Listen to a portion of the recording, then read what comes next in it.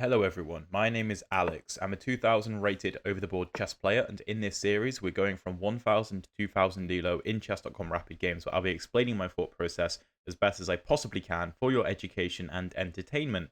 Of course, we have already hit 2000 elo, so we're just taking it higher to see how far we can go. I opened with d4 c6 to invite my opponent into a Caro Kann, or to meet the London with queen to b6. But my opponent goes c4, so we'll go into the Slav Defense, which I believe we actually played in the previous video and got a very, very interesting position. So the Slav Defense, I mean, the whole point of it is obviously to overprotect the d5 pawn, but you're not doing it with the e pawn because you don't want to block off your bishop just yet. Also, c6 can be played to support the move b5 if d takes c4 and try and hang on to the pawn, but personally I don't like playing the position like that. My opponent goes bishop to f4, and we have a few options here. Queen to b6 is a move, applying pressure to b2, and queen b3 I don't think can be played because we can just go ahead and take on d4. If queen b6... I think queen d2 might be a move, but that looks fine to me. So I'm going to play queen b6. I admittedly am not like 100% aware of the theory in the Slav, and sometimes I get caught out by opening prep.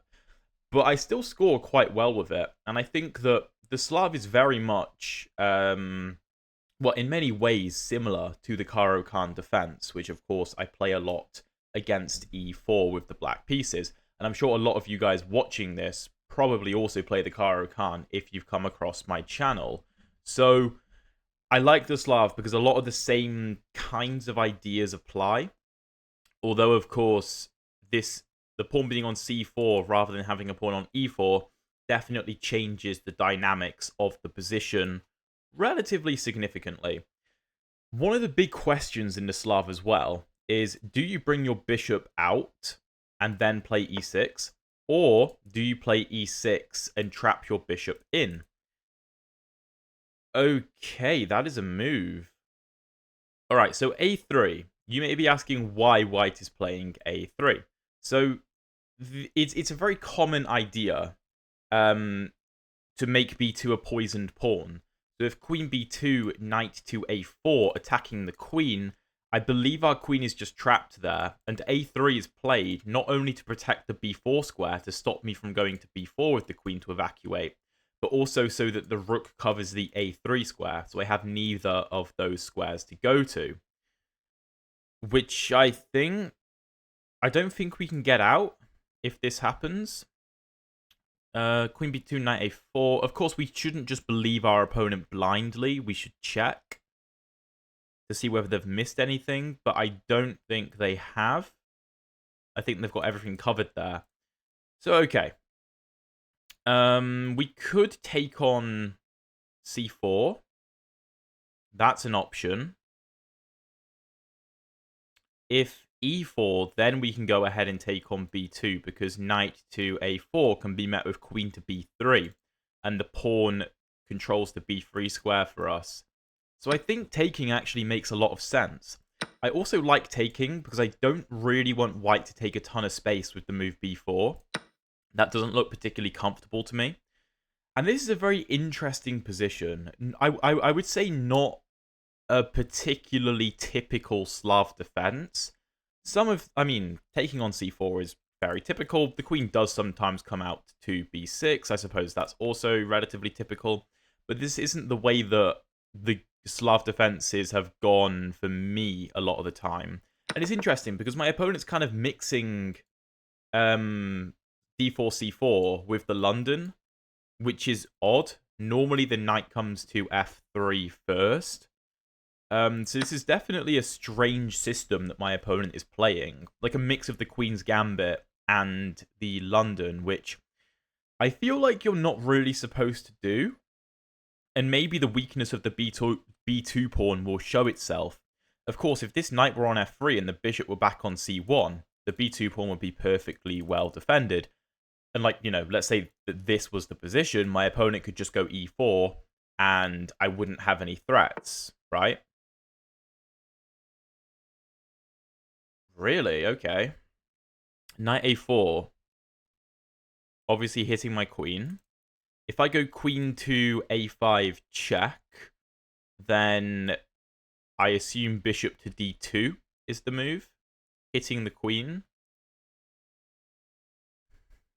And then also note that b2 is defended.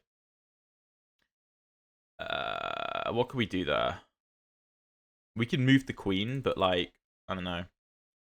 Doesn't look all that appealing. We could go for queen to b3 and offer a queen trade, which looks relatively interesting.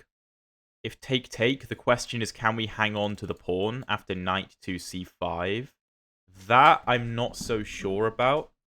Whether we can actually keep the pawn under control. Because bishop to e6 after knight c5 gets taken, and that pawn structure is horrible.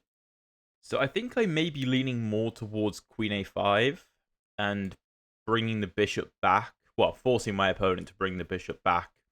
And then finding another square for the queen. Alternatively, we could go queen to b5, although I don't like the alignment here. So I think I should probably give this check. Of course, b4 can't be played because I'll take en passant with a discovered check. So bishop back to d2. I could go queen d5, just hitting the d4 pawn and maintaining an eye on c4. Also locking down the e4 square, because if e4, maybe that can be problematic. Also preparing b5, which, like I said, is a very common idea in the Slav. The only thing on this is there is knight c3. Not immediately, because I'll take on e4. Sorry, d4. But like queen d5, knight f3, preparing knight to c3. Not sure I love that. So I think, actually, a strong move is probably queen h5. And the reason being is that I'm not pinning the e-pawn to the queen. But if my opponent moves the e-pawn, I will most likely trade queens. Knight f3. I think b5 makes a ton of sense. Because, like I said, the c6 move is very much justified here. Because it supports b5, which supports c4. And like I said way early on in the video, if we do take on c4, which can happen in the Slav, this pawn structure can be very difficult for white to play against. So this is a really nice position, to be fair. I think we can meet knight c5 with a simple knight d7. Well, knight bd7. So he does retreat. By the way, if you're enjoying the video so far, please drop a like and subscribe if you haven't already. I would really appreciate it. Bishop f5 looks good. Just trying to stop the move e4. I don't see a reason not to go for that. Maybe b3 will be played, trying to break apart my pawns. Take. That looks okay. I think we can probably just go e6. And we're up a pawn. Is b3 an issue? I don't think so. We could go bishop to e6 to stop it if we really want to. But I don't want e4 to happen. So I think bishop to f5 makes a lot of sense. I suppose maybe I'm allowing knight e5 with pressure on c6. Maybe the bishop's better on b7. But it just feels incredibly passive to put the bishop on that square. Okay, g3 is fine by me. That seems rather slow. I think knight bd7 makes a lot of sense. Just controlling the e5 square and, of course, developing my knight. I could even consider pushing on the queen side. More likely than not, though, I'll go a6 and just try and secure the pawn chain. Although, I should be aware of this. So maybe rook c8 immediately makes sense. Rook c8, a4, b4, knight b1. Well, there I can just go e6, and that's defended. So yeah, let's do that. Let's do that. This looks pretty decent. I'm still yet to castle, of course. Also, I have bishop to h3, which I feel like I should play. Yeah, Yeah.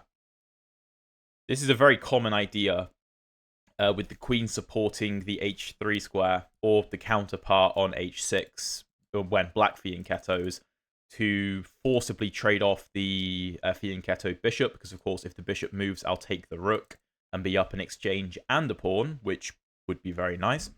Now, in return, I am allowing white to play e4, because I'm no longer watching it twice, I'm only watching it once, and white is watching it once. However, I'm not so concerned about e4 anymore if I can trade off the light squared bishop, because previously I was like, well, the bishop can open up and b3, a4 can undermine the pawns. Whereas now, because I'm forcibly going to trade off the light squared bishop, either take or take, then I'm not so concerned about allowing white to take control of the light squares. So let's take. Also, we could trade off the queens if the white knight moves. Knight g4 makes no sense. We're not threatening anything anyway, and we're just misplacing our pieces. So let's go e6. You can see how much control of the light squares we have, which is one of the reasons that I'm not too fussed about trading off my light squared bishop, because yes, we lose control of the light squares because we lose our light squared bishop, but our pawns are very much controlling the light squares for us.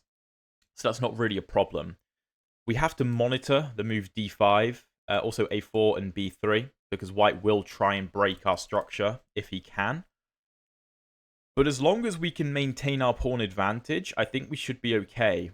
For example, if b3, we can consider moves like knight to b6. And if take, knight takes, that looks pretty nice. Okay, rook e1 is fine. I think bishop to e7. I assume my opponent's trying to set up d5 ideas, where if, like, take, there's discovered checks. So bishop e7 looks reasonable. I suppose when we castle, the bishop will be undefended on e7, though. So maybe that's a concern. We could go for the immediate knight b6, just locking down the d5 square. Although, if d5 right now, we control the square enough times. Oh, maybe he wants to win b5. So maybe we have to start with a6. So that our c-pawn doesn't get overloaded. That might be the play. Let's go a6. Of course, we're in the long run just securing the pawn chain anyway, which is obviously a good thing. But I do think that if I were to play a lazy move, then white, I think he could have gone d5 and kind of ripped apart our pawn structure. And what we don't want to happen is to lose, like, let's say a few pawns got traded or something. I don't want my c-pawn to get isolated by itself, because it will fall because it's so deep in the white territory. Okay, bishop f4 is fine. That's not concerning whatsoever. I don't think so anyway. Bishop e7, if d5. I suppose the queen opens up. Maybe that's the point. Bishop e7, d5, take. I could start with knight b6. I think I should. Again, so many of my pieces right now are working to control the light squares, and particularly the d5 square, which is white's pawn. It's the main pawn break for white. I think that much should be obvious. My king is still in the center of the board, and white is down a pawn. Also, he doesn't have his light squared bishop anymore, which is good considering how many of his pawns are on dark squares. The stark contrast to my position, where I have my dark squared bishop and loads of pawns on light squares. So if white's going to try to get anything from this game before I can secure my position, because if I get like bishop e7 and castles in, it's unclear how white is going to fight back. I'll play that rook d8, and I'll be very happy. So white needs to try and strike ASAP, really. He needs to do something relatively quickly, which, you know, makes d5 one of the more interesting moves that white could go for. But like I said, we're controlling the square 5 times currently. And of course, if e5, I'll put my knight on d5, and you're never playing d5 ever. That is a move we love to see. Well, I suppose d5 comes with an attack on the knight now, which is an interesting concept. I was going to say that white is admitting that he was wrong to put the bishop on f4, but no, that does make sense. Now, we could go c5 and try and make things interesting, but c5, d5 looks suspicious because we'll be opening up the e file. So I don't want to do that. d5 is a threat because the knight will be hanging and lots of things will be under attack. If I bring the knight back, my opponent will probably put his bishop back because I think at this point he'd be fine with a draw. I think knight g4 might be the move, attacking the bishop. Because then if d5, takes comes with check, rook takes, takes. Oh, I don't have enough pressure there, actually. If here, take.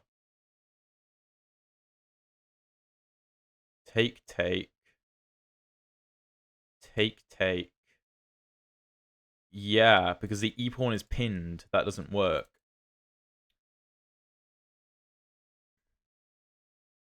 Huh, okay. Very interesting. A good idea from my opponent. Good idea. Here. Do I have other options?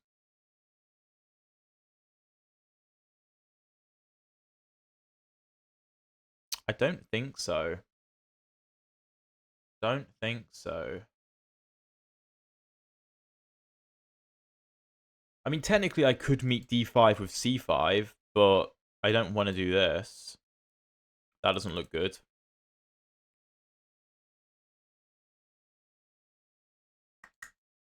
Okay, if I drop the knight back and bishop back to f4, then bishop e7, d5, take. I suppose if the queens get traded, I don't know. I still don't like that. Still don't like that. It's a really cool idea from my opponent, to be fair.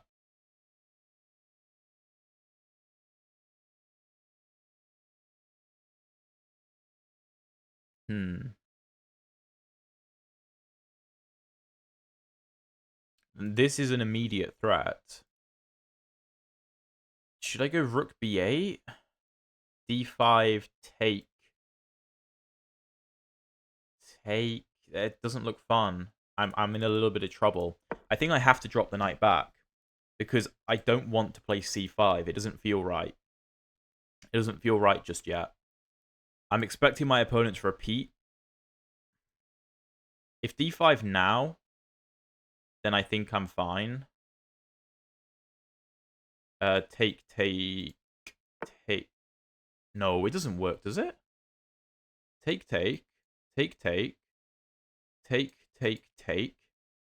I know that you can move your bishop with discovered check.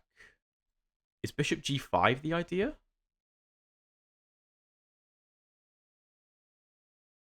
Oh, no, that's actually really strong. Bishop g5 is really strong. Because my king can't move. Ooh, my opponent's finding some great moves. I might have to go e5. Allow this, which I don't want to do, but I don't see a better option.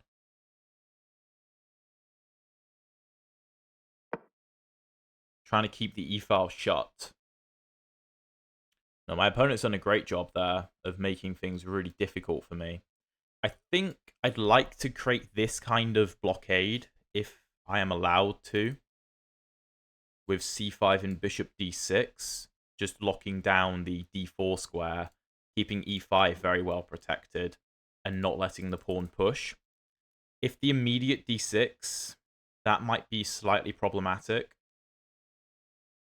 Because I can't move my bishop, and therefore I can't castle very easily.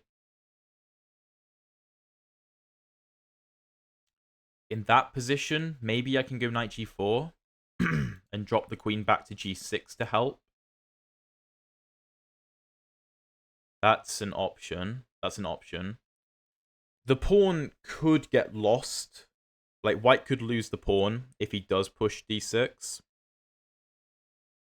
because it could just get overrun by my pieces, but there's no guarantee of that. It keeps my king in the center as well, but it keeps things closed, which makes it harder to win, to like open things up.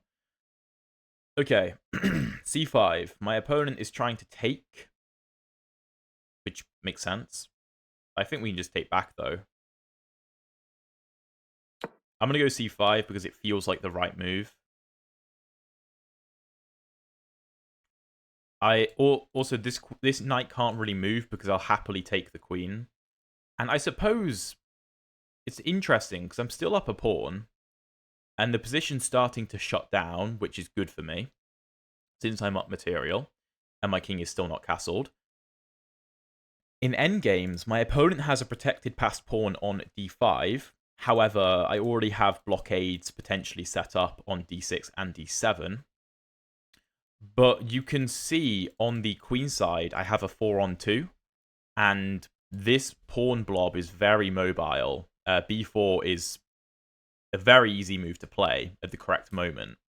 So I can definitely... well, I would say that I'm clearly better in endgames. Okay, he does take on f6. This is a move I considered, but I didn't think was very scary. Now, the question is, do I take with the pawn or with the knight? Because both are actually viable. If pawn takes, d6 can be met with rook c6. No, I actually really like that. You may be confused as to why I'm taking with the pawn, but I actually think my king's quite safe in the center. And also, it just helps to stop any promotion from ever happening. Knight takes is perfectly playable, but it also makes the e5 pawn a little bit loose, which I don't love. That's... okay. Well, I should take the opportunity to trade queens. The knight is coming into f5, so I should probably leave my bishop on f8 because I'll be controlling the knight's forward movement. d6 might get played, followed by knight d5, which is a little bit concerning. In fairness, this is a nice maneuver from my opponent, even at the cost of a queen trade. I think I should start pushing, because otherwise I'm going to get overrun at some point. So I need to create counterplay and give my bishop something to do. That seems logical. The extra pawn and my queenside majority is my advantage in this position. So I need to make use of it. Okay, knight a4 is a good move.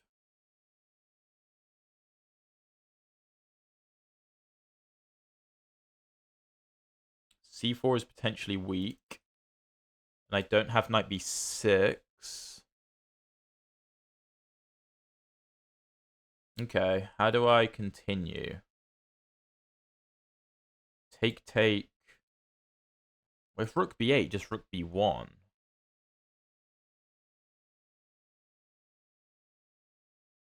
Maybe I have rook b3, but I'm not convinced. This rook is just completely out of the game.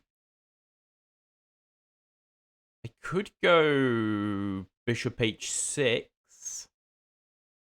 controlling c1, and preparing to get my rook into the game. Although it does walk into knight f5, hitting the bishop. And I don't really have a good square to put the bishop on there. Which is, you know, not ideal. No, that's a good move from my opponent. It's a good move. I could start with rook b8. Rook c1. c3 takes b3. Looks interesting. I could do it immediately. Maybe just c4, though. Maybe just c4. Stopping me from going c4. Rook b8. Rook c1. Here, here, here. c4.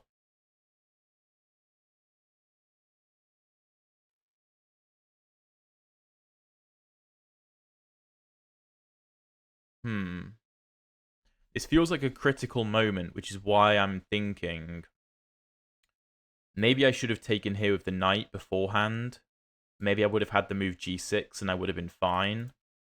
But, you know, you make mistakes. That's just how it goes. The problem is, yeah, c4 is so hard to defend because I don't have knight b6 anymore. Which is not... I didn't consider knight a4 properly. I feel like I should go rook b8. And we'll just see what happens. We'll see. Yeah, it would be a lot easier if I could get this rook into the game. If I could just teleport it to c8 right now, it would make my life much easier. But that's not how chess works, unfortunately. Okay. However, we can still, even if we get ourselves into a bad situation, we can still swindle my opponent. If you guys saw the previous episode, you will know exactly what I'm referencing. I could go knight b6, take, if rook c1. Wait, no, this is okay. No, this is okay, I think. Don't get me wrong, it's uncomfortable. This knight is amazing, but I don't think it's the end of the world. Although that knight is really good. I'm going to go c3. It feels like the only active idea. And white needs to make a choice. Needs to make a choice. If take, then I'll probably take. And if knight takes, rook takes, knight d3? Maybe I should take it with the pawn. Not sure. Okay, he goes for this. Take rook b8. Sorry, rook b1. It could go b3 alternatively, although c4 just looks problematic. I could go take and rook b3, which feels a bit better. I'm also in low time, so I'm struggling to figure this out. This looks okay, though. This looks okay. If knight b1, that's very passive, and I can start pushing the c-pawn. And then my bishop opens up as well. Because if my bishop gets out, I can castle. My knight is very important on d7, always stopping the d-pawn. Here.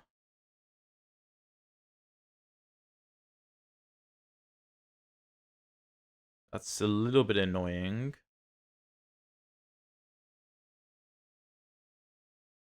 Maybe I should bring the knight.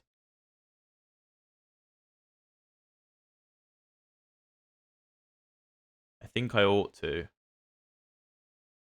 Even though I just said the knight is important on d7, the king can still act as a blockader on d7. Okay.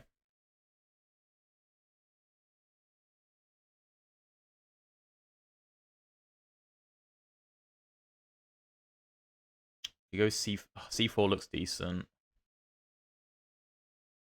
c4, take, rook d3. I don't know how I defend that. What else? I could go rook b2. I could take and go c4. I think that's the play. If pawn takes, then I still go c4. And for now, the rook can't access b1, which is very useful. Because also if the knight moves, then I can take on a3. I think the material is now equal. I have lost a pawn in that exchange, or well, all of that chaos. Takes with the pawn, that's kind of a concession in the long run. Let's push c4. I need to get my bishop somewhere so I can get my rook into the game somehow.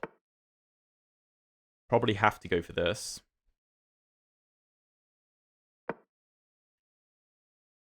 So my bishop's still stuck, which is great. However, the d pawn is very weak. Very weak. Okay, that's a annoying move, admittedly. Yeah, this is not looking great. I think I kind of underestimated that. Maybe we go knight c8. Knight d5 takes. Knight f6 check. King e6. I think that's playable. I also think we have to win this pawn now, because I don't know if we'll get another chance. Wait, if knight here, check. Here, take. Well, no, then we can take. If knight here, take, knight here, check, here, take, bishop c5, that's okay. I think we have to go for it. Like I said, we're not gonna get another opportunity, I don't think. So we need to act right now, get rid of the d pawn. We're up a pawn for the time being, but one of these pawns, maybe even both, will most likely fall. Yeah, that's not concerning. Just go king e6. And this is fine. I think my opponent will go after the c4 pawn. But white's e-pawns are pretty weak. They're pretty weak. Okay, he does go for the exchange. Knight c4 looks pretty much forced. Where do we move the bishop? Well, bishop c5 looks decent. Bishop c5, rook d5, though. Maybe we have rook c8.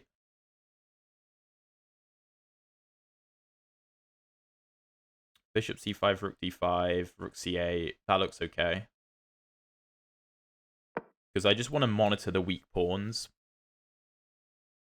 In endgames, my bishop should be my bishop should be better than the white knight, because there's pawns on both sides of the board. I suppose if the white knight gets to f5, maybe it's a different story. But with these pawns alive, I have chances to win this. For sure.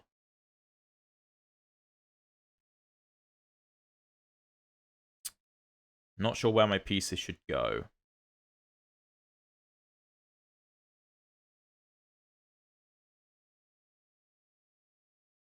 Okay, we're going to do this. We're going to go rook b8.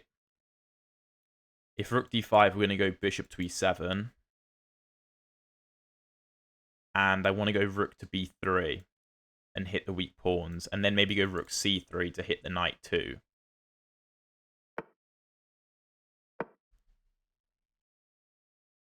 Maybe this is a problem.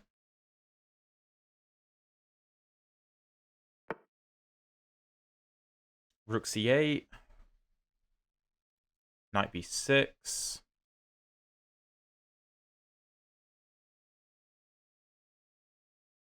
Well, then I go rook c3, and if takes... Oh no, that's problematic, because there's discovered checks. I don't want to go for this, that's so passive.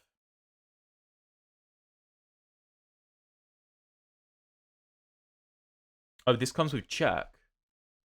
Oh, I completely forgot. Well, I don't see what choice I have then. That's not fun. Wait. No, the rook isn't trapped. I got excited for a second. But I still can go bishop b4 and kick the rook out. Rook d5. Maybe not immediately a5.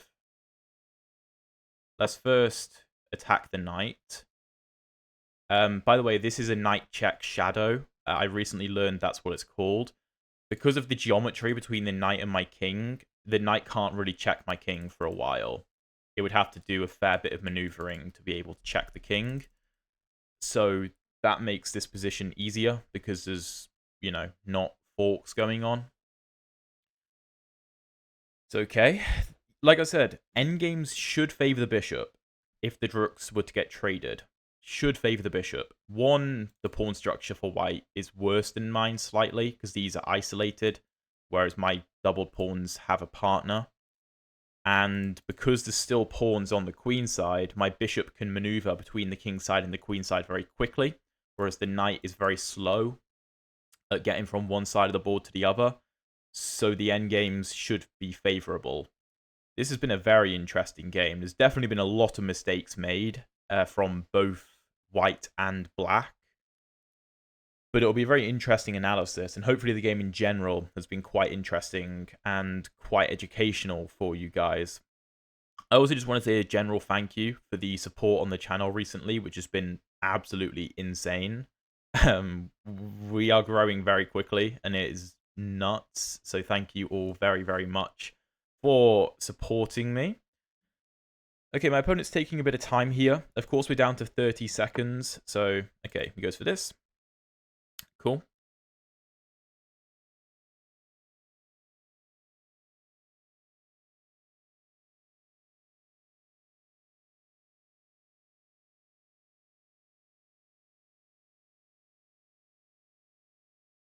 F5 looks strong. You can't take because of take. The knight, well, it does have movement, but not that much. But currently the rook is tied down to the knight. That's why I'm playing this. Because the rook can't move.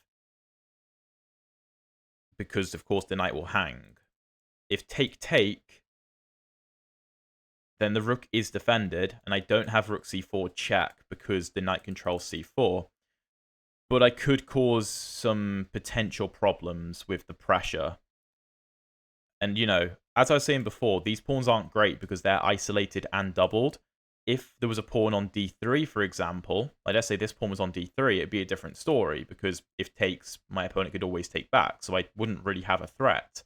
This is, however, different because the pawns don't support each other properly, which makes it more problematic for white to deal with.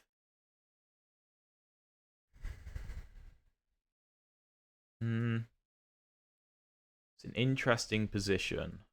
I'm just trying to ask some questions and see if white answers any of them wrong and allows us to cause some problems because I'm hitting a lot of things in his position right now, which just mean that tactics could flow in my favor potentially.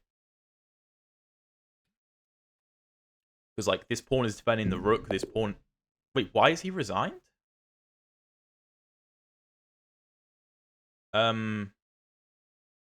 It's not resignable. Maybe it's just because he can't move. Because he really can't move.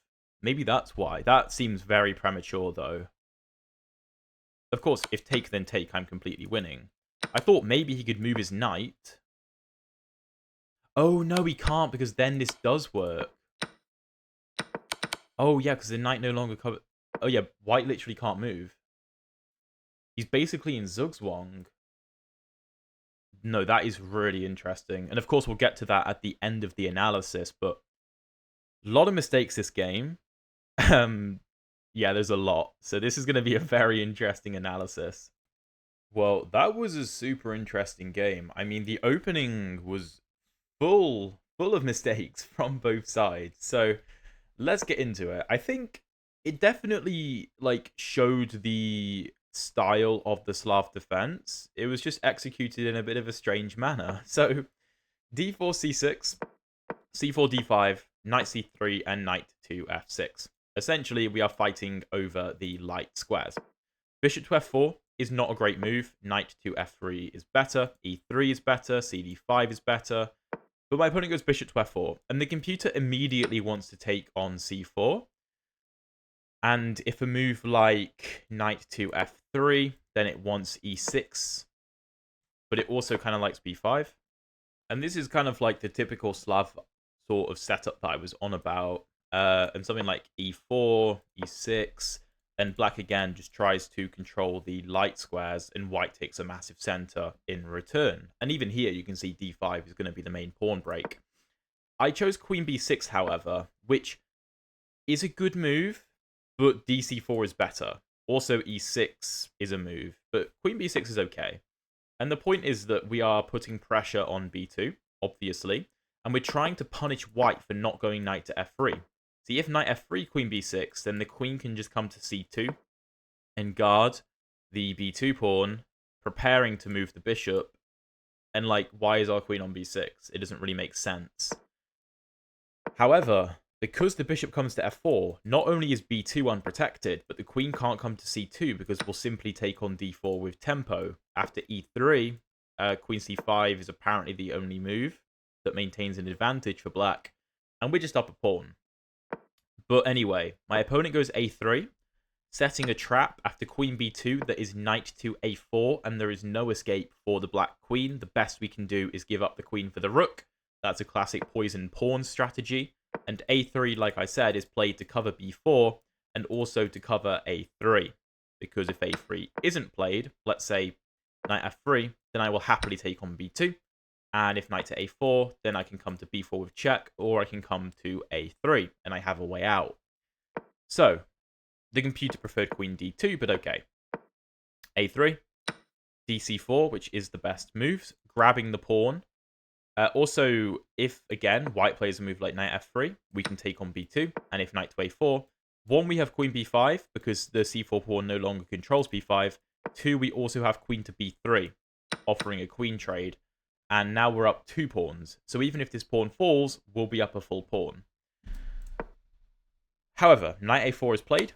Queen a5 check, which is the best move. And bishop to d2 attacking the queen. But I wasn't too concerned about this, because I was like, well, you've just wasted time bringing your bishop forwards and then backwards. Here I chose queen h5. Queen c7 or queen d8 was slightly better, but okay. Queen h5, knight f3. Here b5 was not accurate. Better was just to develop the pieces in some other manner. But okay, b5. Knight goes back to c3. Also, knight c5 is not a problem. One, we probably have knight bd7, but two, we also can go e6. And we probably make this trade. If, like, e3, yeah, we do... Oh, no, we're actually just winning a pawn. My bad. So, knight back to c3. Bishop to f5 is a mistake. Knight bd7 is better. And if e4, which I was trying to prevent, then e5. If take, then obviously we're doing very well. And if just bishop to e2, ed4, knight d4, queen g6, the computer kind of likes this for black. But okay, bishop f5, g3, which I've got to admit, I didn't really understand. I thought e3 was way more natural, or knight to e5. But g3, my opponent wants to get on this long diagonal. Knight bd7. The computer preferred bishop to h3, immediately going for the trade, which in retrospect, I think made a lot of sense.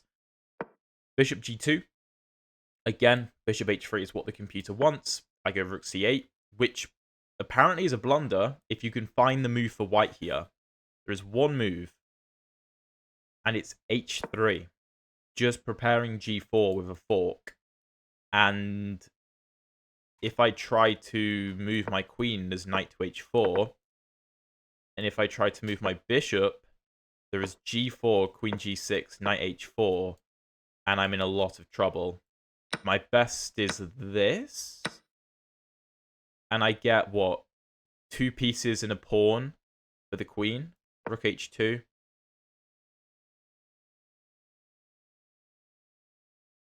Bishop h3. Okay. f3. And then e6, preparing bishop to d3. Bishop d6. Very interesting position. However, my opponent doesn't see it. He castles, and now I go bishop to h3, offering the trade. e4. Bishop g2 is a mistake. The computer wanted to go e6 as quickly as possible and get the bishop out and castled ASAP. Instead, I arguably waste time with bishop g2. King g2, then e6, rook e1. And here I got a little bit scared.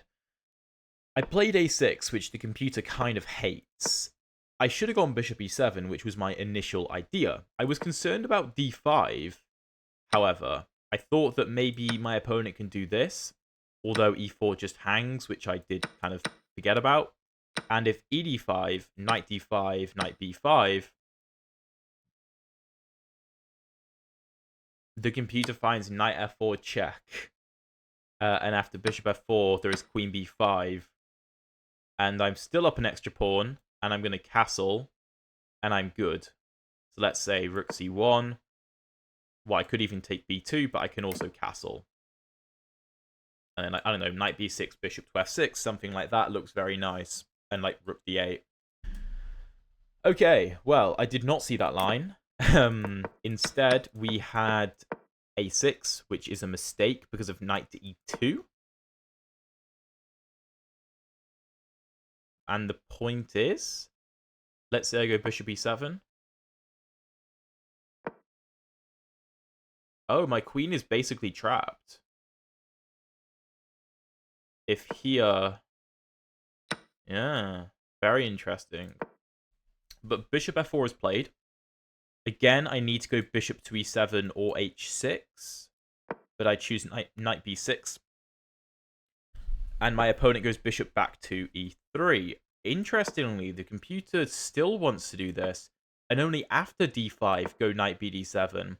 And this is an idea that I saw during the game. I wasn't particularly concerned about d6. I was more concerned about this, but the computer doesn't care. And I think it just wants to apply pressure on the f-file, which in retrospect makes a lot of sense. But I got a little bit spooked, and I put my knight back on d7, which is okay. And now d5.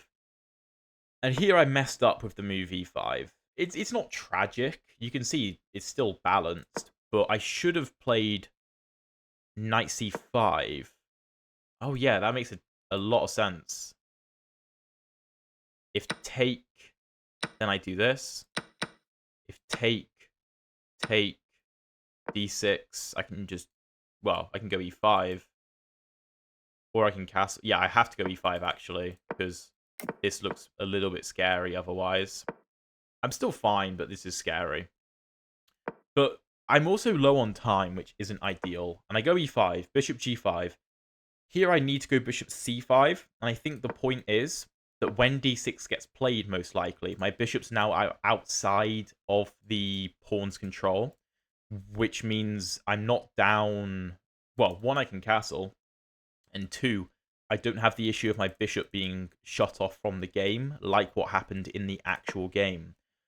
But I go c5, and I underestimate the power of bishop f6. Here I should have taken with the knight, apparently. I think... Why did I not do that?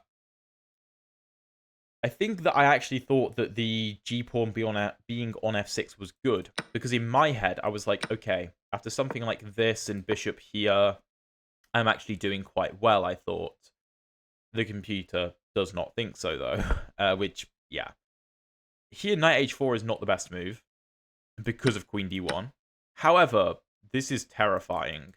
And I go b4, which is a mistake because of knight to a4, which is the only move. Something like knight to e2, I can start pushing, and like rook c1, I have knight b6 defending the pawn, right? That was what I was thinking. So, the computer wants to start with knight b6, covering this square preemptively, so that after a move like knight to f5, then I can go b4, and I'm actually better. Now knight to e2, and I can start pushing. And this is pretty nice. There's also no c4 in this line, which is one of the moves I didn't like in the game continuation. But b4, I missed this. Rook b8. Oh, that is the best move, actually. Cool. Knight f5, c3, bc3, and bc3 is not good. Taking on a3 is better. I was concerned about rook b1, and I saw that I could go rook b5, trying to trade on these terms, which would obviously be really nice, because the knight is just trapped. Oh yeah, I guess the knight's trapped, so it's alright. I mean, don't get me wrong, it's still very miserable as a position, because my rook just can't get into the game, because my bishop can't get out, but it's a good try. I go bc3, though, intending to meet rook b1. What was I intending to meet that with? I actually don't know. Maybe rook b5? But then there's just this, so gotta be honest, a flaw in my plan there. I think I was just hoping my opponent would do this, which he did, and then I went rook b3. Knight back to b1. The knight is now passive. I go knight b6, which is the best move, trying to get pieces to the queen side. Rook e3. And here I figured that c4 makes no sense, because after takes, no, not takes. Yeah, take. And I thought this pawn was just lost. Or there's even rook c1. If this is the line that I calculated. And I was like, well, knight c4 doesn't work. I mean, even a move like knight e3. And this pawn is just a goner. So, I took on e3. And here, white should have taken with the knight, as I kind of thought. But he took with the pawn. Of course, it makes sense, because he's trying to keep his knight on the nice f5 square. Because if he takes with the knight, maybe I can try and get my bishop out and do something like this, I suppose. Yeah, the computer doesn't want this anymore. It wants to do something else. Oh, go after the c5 square. Sorry, c4. But fe3, c4, I try and make a push and open up my bishop. d6 blocking my bishop, king d7, applying pressure to the pawn, and knight to c3. And this is actually an inaccuracy, because it allows me to go knight c8, which is the only move, because I need to win this pawn right now. Knight d5, knight d6, knight b6 check. And the important part is, the knight, when it moves with check, regardless of where it moves, I can step off of the d file, so I'm no longer pinned, so there's no tactics. And my opponent went for this line. Knight takes, bishop takes, and knight c4. And the game is dead equal. Bishop c5, king f3, rook b8, rook d5. Here, apparently I needed to come back to c8. And I basically just have no way through. Although I suppose f5 is still a move. Let's say like h4. Is it? Oh, no. No, it's not. My bad. But now bishop e7 is apparently better because the knight is hit. Oh, then there's no rook to a5. So when the knight moves, then I have rook c3. And if rook here, then I win this very quickly. And I'm all good. And I'm winning. But I went bishop e7 too quickly. Rook to a5. And I realized, wait, I can't do this because this comes with check. Right? And I can't do this because, again, this just comes with check. So I have to be passive and defend, which is the only move. But then my opponent played such a strange move. a4 I could not fathom. I mean, obviously, this is under attack. I get that. But it's also well defended. And you want the a4 square for the rook to maintain pressure. But by playing a4, you allow bishop b4. And it's slightly better for black now because the rook has to evacuate. And then I have rook c8 hitting the knight. The best move is knight b6 here. And after rook c6, a5. Can I do this? It's a draw, in theory. It's probably a draw in practice as well. I'm up a pawn, but the rook endgame is drawn. But my opponent goes knight a5. And I go f5, which is the best move by a country mile. And what I couldn't figure out was, what do I do if white just does nothing? But there's actually take and f5. The doubled pawns come in clutch. And the king gets booted away and I win the rook. Of course, if white moves the rook, he loses the knight. He can't come to either of these squares as well. If he moves the knight, then he will lose the rook after either rook to c4 or f5 check. So f5 happens and my opponent resigns. I mean, a pretty interesting game because the opening went very well. And then the middle game was horrific. And then we just kind of outplayed our opponent in the endgame. Endgames are so important. Way more important than you might think. And if you want to see another video where the endgame comes in absolutely clutch, check out the video up here. And if you want to see the previous episodes of the speedrun playlist, check out the playlist down here. Thank you very much for watching, and I'll see you in one of those videos.